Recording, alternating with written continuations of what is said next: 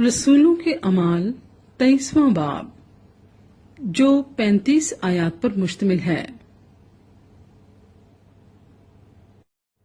पौलुस ने सदरे अदालत वालों को गौर से देखकर कहा, ऐ भाइयों, मैंने आज तक कमाल नेक नियति से खुदा के वास्ते उम्र गुजारी है।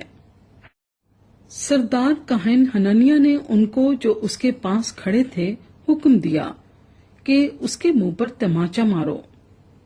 पौलुस ने उससे कहा, ऐ सफेदी फिरी हुई दीवार, खुदा तुझे मारेगा।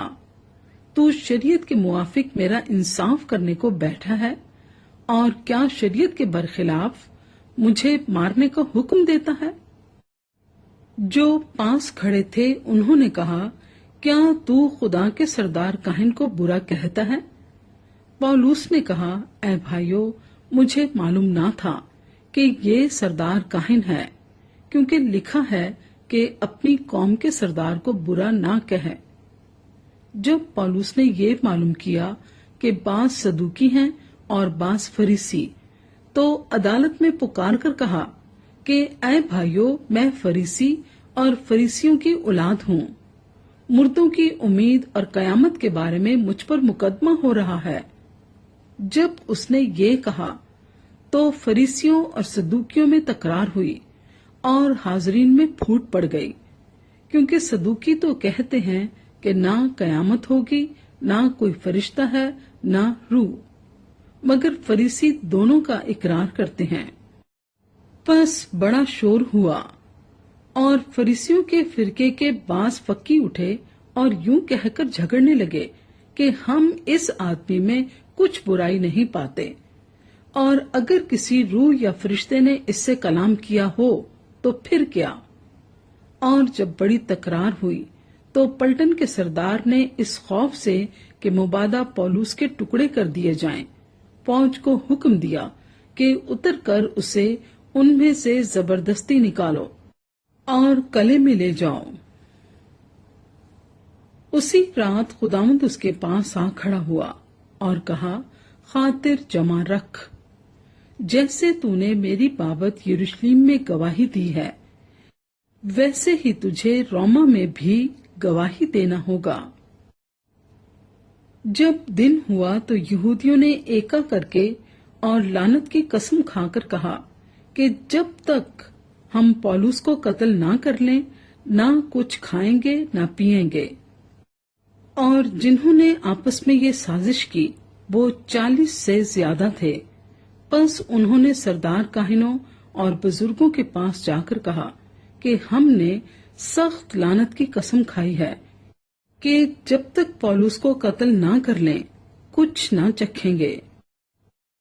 बस अब तुम सदरे अदालत वालों से मिलकर पलटन के सरदार से अर्ज करो कि उसे तुम्हारे पास लाए, गोया तुम उसके मामले की हकीकत ज्यादा दरियाफ्त करना चाहते हो, और हम उसके पहुंचने से पहले उसे मार डालने को तैयार हैं। लेकिन पौलुस का भांजा उनकी घात का हाल सुनकर आया और कले में जाकर पौलुस को खबर दी।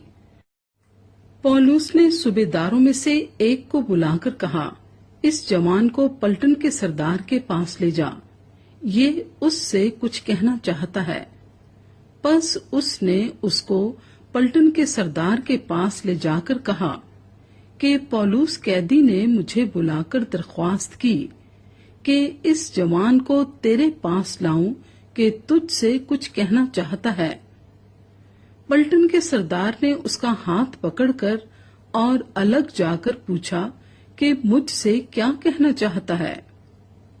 उसने कहा, यहूदियों ने एका किया है कि तुझसे दरख्वास्त करें कि कल पौलुस को सदरे अदालत में लाए, गोया तू उसके हाल की और भी तहकीकात करना चाहता है, लेकिन तू उनकी ना मानना, क्योंकि उनमें 40 शख्स से ज्यादा उसकी घात में हैं, जिन्होंने लानत की कसम खाई है कि जब तक उसे मार ना डालें, ना खाएंगे ना पिएंगे, और अब वो तैयार हैं। सिर्फ तेरे वादे का इंतजार है।